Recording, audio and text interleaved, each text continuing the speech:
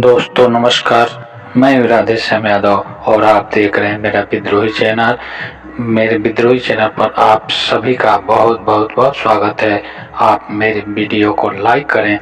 मेरे चैनल को सब्सक्राइब करें और बेल आइकन दबाना न भूलें, जिससे जब भी नया वीडियो अपलोड करूं तो इसकी सूचना सबसे पहले आप तक पहुंचे। चलिए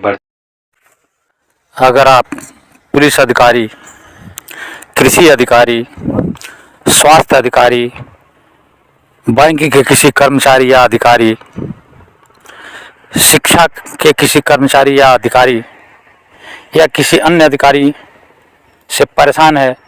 अगर आपकी शिकायत नहीं सुनी जा रही है, अगर आपकी समस्याओं पर विचार नहीं किया जा रहा है, बार बार दफ्तरों का चक्कर लगाने के बाद भी आपको न्याय नहीं मिल पा रहा है,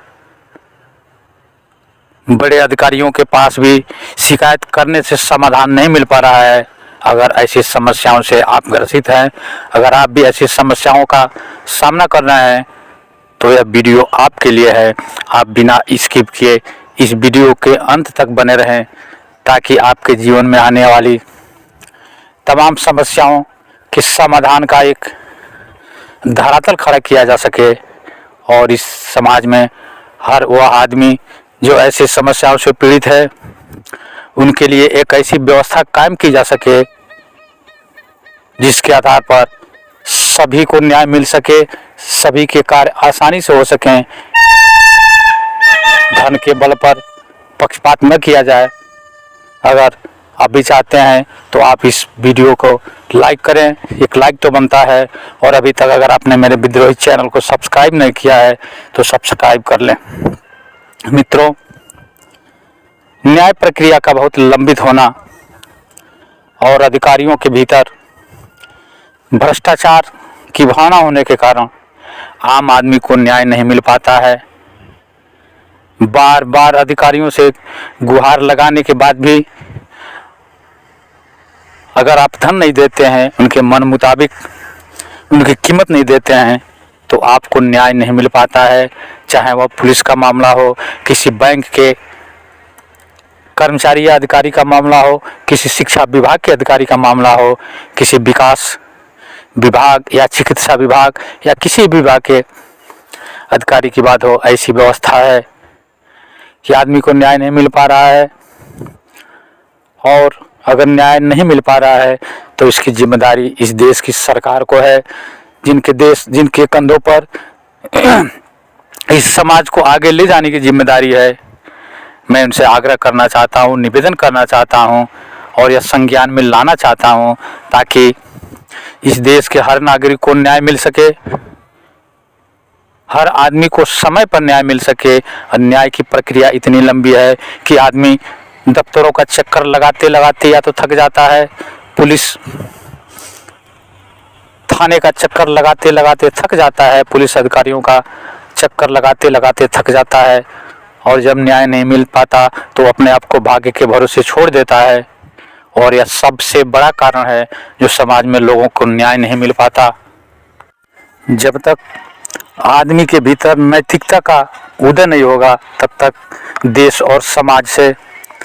भ्रष्टाचार नहीं जाएगा, और जब तक भ्रष्टाचार कायम रहेगा तब तक समाज में लोगों को न्याय नहीं मिल पाएगा। और जब तक एक भी आदमी अन्याय से पीड़ित है तब तक एक सुदृढ़ समाज की कल्पना नहीं की जा सकती। समाज और देश में जब तक एक भी व्यक्ति किसी समस्या से ग्रसित है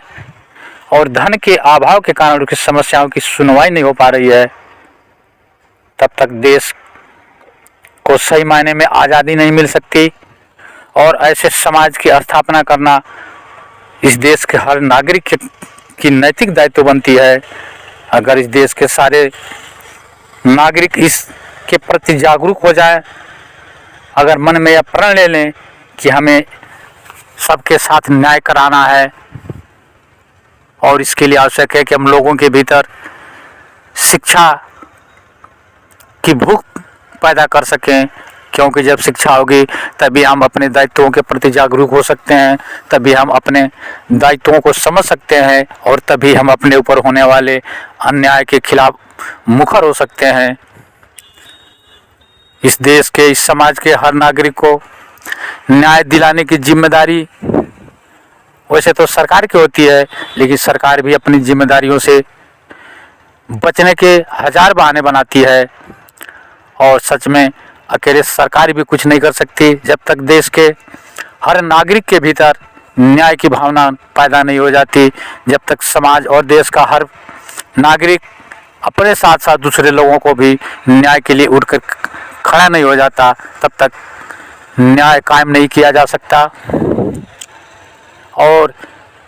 जो हमारी नौकरशाही व्यवस्था है, हमारी जो नौकरशाही तंत्र है, और इस नौकरशाही व्यवस्था के जड़ों को खोखले करने वाले जो भ्रष्टाचार रूपी दीमक हैं, जो इस देश को दीमक की तरह चाट कर कमज़ोर बना रहे हैं, उनके खिलाफ सख्त से सख्त कार्रवाई किए जाने की आवश्यकता है। और यह कार्रवाई तभी हो सकती है जब हम इन भ्रष्ट अधिकारियों के जगह पर हम एक ईमानदार और नैतिक प्रधान व्यक्ति का चुनाव करें। जब हम इन उच्च पदों पर एक नैतिक और जिम्मेदार और ईमानदार अध्यापक, एक जिम्मेदार अधिकारी को बिठा सकें, तभी इस देश और समाज को न्याय मिल सकती है। और इसके लिए आवश्यकता है कि देश का हर आदमी, देश का हर नागरिक शिक्षित हो और हर आदमी के भीतर अपने देश को आगे ले जाने की, अपने देश को समृद्धशाली बनाने की, अपने देश में एक ऐसे समाज की स्थापना का जुनून हो जिसमें हर आदमी को न्याय मिले, हर आदमी को समानता का अधिकार मिले, हर आदमी को रोटी, कपड़ा, मकान, शिक्षा और स्वास्थ्य जैसी बुनियादी सुविधाएं फ्री में उपलब्ध हों। तभी हम राम राज्य की कल्पना कर सकते हैं और तभी सही मायने में हम अपने देश को आज़ादी दिला सकते हैं। आर्थिक, सामाजिक और राजनीतिक और मानसिक आज़ादी के लिए आवश्यक है कि इस देश का बच्चा ईमानदार हो, इस देश का हर नागरिक ईमानदार हो, इस देश के हर नागरिक के भीतर देशभक्ति कूट कूट कर भरी हो, राष्ट्रवाद कूट कूट कर भरी हो, ईमानदारी और निष्ठा कूट कूट कर भरी हो। तभी हम एक समृद्धशाली देश का निर्माण कर सकते हैं। क्योंकि जिस देश के नागरिक जितने ईमानदार होते हैं, जितने कर्तव्यनिष्ठ होते हैं और उनके भीतर राष्ट्रवाद की भावना जितनी ही प्रबल होती है, वह देश उतनी ही समृद्धशाली बनता है। और आइए आज हम सब मिलकर के एक प्रण लें कि हमें भी अपने इस भारत को एक समृद्धशाली राष्ट्र बनाना है। हमें एक ऐसे देश का निर्माण करना है, हमें एक ऐसे समाज का निर्माण करना है जहाँ पर भ्रष्टाचार दूर दूर तक दिखाई न दे और जितने भी भ्रष्ट अधिकारी और कर्मचारी हों उन्हें दंडित किए जाने का प्रावधान, उन्हें दंडित किया जाना चाहिए। जिन लोगों के कंधों पर इस देश के विकास की जिम्मेदारी है, जिन अधिकारियों के कंधों पर लोगों को न्याय दिलाने की जिम्मेदारी है, वे लोग भ्रष्टाचार में लिप्त होकर के अपने निजी स्वार्थ के लिए हजारों और लाखों लोगों के साथ अन्याय करते हैं और उनके आंसुओं की भी चिंता नहीं करते कि उनकी आंखों से बहने वाले ये दुख भरी आंसू, ये अन्याय के आंसू, ये दरिद्रता के आंसू,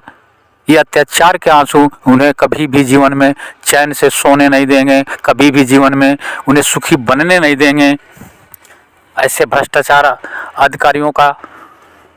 सफाया होना चाहिए और ऐसे भ्रष्ट अधिकारियों को भी शर्म आनी चाहिए कि वे किन लोगों के साथ अत्याचार कर रहे हैं, जिस धन के लिए, जिन रुपयों के लिए, जिन पैसों के लिए दूसरों को गला दबा रहे हैं, जो दूसरों के साथ अत्याचार कर रहे हैं, दूसरों के साथ अन्याय कर रहे हैं। वह पैसा भी जब इस दुनिया से जाएंगे तो सब कुछ यहीं छोड़ के जाएंगे।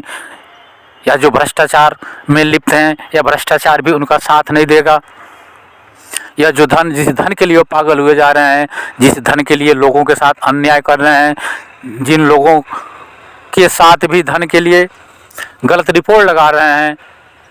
गलत कार्य कर रहे हैं, गलत सूचनाएं दे रहे हैं, वे सारे कुछ यहीं छूट जाना है। अरे यहाँ नहीं तो कम से कम उस ऊपर वाले से डरो, उसी परम ब्रह्म परमात्मा से डरो जिसकी लाठी बेआवाज़ हुआ करती है, जिसकी लाठी से दुनिया का आज तक बड़ा से बड़ा आदमी भी नहीं बच पाया। फिर तुम किस खेत के मूली हो अगर उन भ्रष्ट अधिकारियों के भीतर जरा भी नैतिकता है, अगर जरा भी इंसानियत है, अपने देश और समाज के प्रति अगर जरा भी लगाव है, अगर आपके सीने में पत्थर के नहीं, पत्थर के जगह अगर चमड़े का दिल है, तो आप भ्रष्टाचार को अभी से त्याग दें, इसी क्षण से त्याग दें और इस देश और समाज के निर्माण में कमर कस करके उतर जाएं और यह तय कर लें कि हमें इस देश को पूरे दुनिया का नंबर 1 बनाना है। हमें अपने देश में, अपने समाज में एक ऐसी सामाजिक व्यवस्था कायम करनी है, एक ऐसे नैतिक प्रधान समाज का निर्माण करना है जो आज तक दुनिया के किसी देश में न हो सका हो, न स्थापित नहीं हो पाया हो। और अगर आपके भीतर जरा भी इंसानियत है, अगर आपके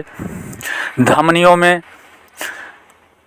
खून बहता है, पानी नहीं हुआ है, तो आप अपने भ्रष्टाचार को त्याग करके कर्तव्य और ईमानदारी के रास्ते पर आएँ और समाज के हर आदमी को न्याय दिलाने के लिए अपने कर्तव्यों का पालन करते हुए, अपने निष्ठा का पालन करते हुए, अपने ज़मीर को न बेचते हुए, उसका सही उपयोग करते हुए अपने अपने दिए गए दायित्वों को पूरे ईमानदारी और निष्ठा के साथ पालन करें। निश्चित रूप से वह दिन बहुत दूर नहीं कि हमारे देश में एक ऐसे समाज का निर्माण होगा, एक ऐसी पीढ़ी का निर्माण होगा जो आज तक नहीं हुआ। एक ऐसे न्यायप्रिय लोगों की पीढ़ी का जन्म होगा जो आज तक नहीं हुआ। अभी तक अगर आपने मेरे वीडियो को लाइक नहीं किया है तो लाइक करें। अगर मेरे विद्रोही चैनल को सब्सक्राइब नहीं किया है तो सब्सक्राइब करें और कमेंट में ज़रूर लिखें कि यह वीडियो आपको कैसा लगा। मिलते हैं अगले वीडियो में, तब तक के लिए नमस्कार। जय हिंद, जय भारत, वंदे मातरम।